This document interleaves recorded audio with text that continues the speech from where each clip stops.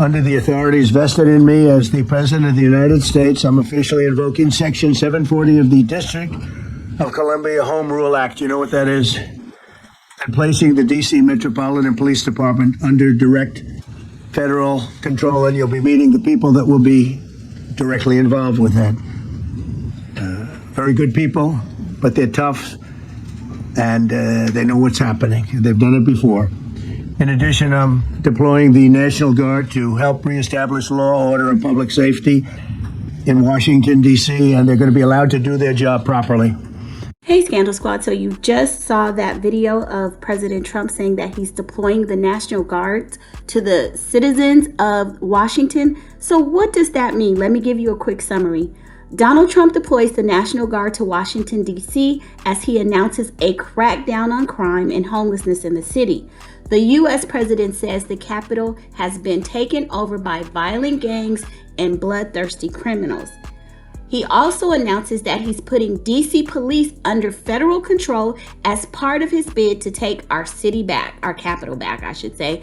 Here's what the president's executive order says. Taking over the police is an unprecedented move, injecting the White House deep into the day-to-day management of one of the nation's largest municipal police forces, our North American correspondent writes.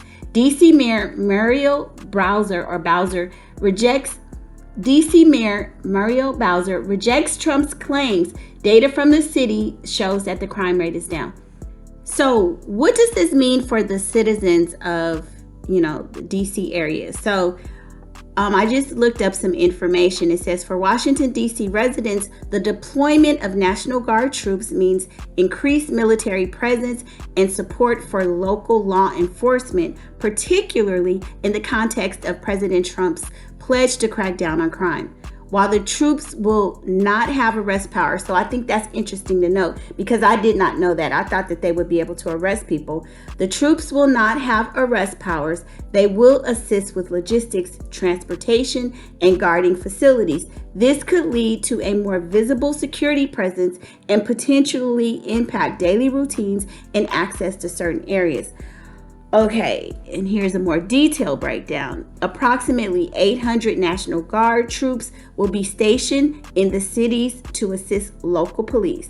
The troops will primarily focus on tasks like logistics, transportation, securing government buildings and other facilities. Now that's interesting because they're saying government facilities. I'm thinking you should be securing the residents, the areas where, there's a lot of lawlessness for just the average citizen.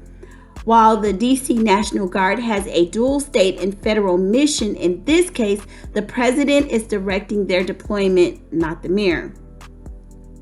Residents may experience a greater military presence in public spaces, potentially affecting their daily commutes or access to certain areas if they are secured by the Guard. Crime concerns. I think this is the important thing that most of us want to know.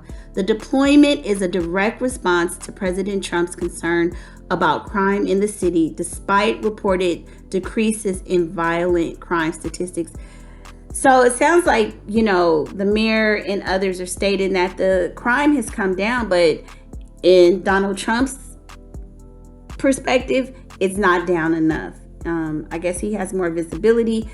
He has talked about previously seeing so much crime near and about the White House, which I'm pretty sure that was his first concern. So now, it looks like they're going to be under a military state for a minute. So let's see what happens. But y'all jump in the comments and let me know your thoughts on this. This is crazy.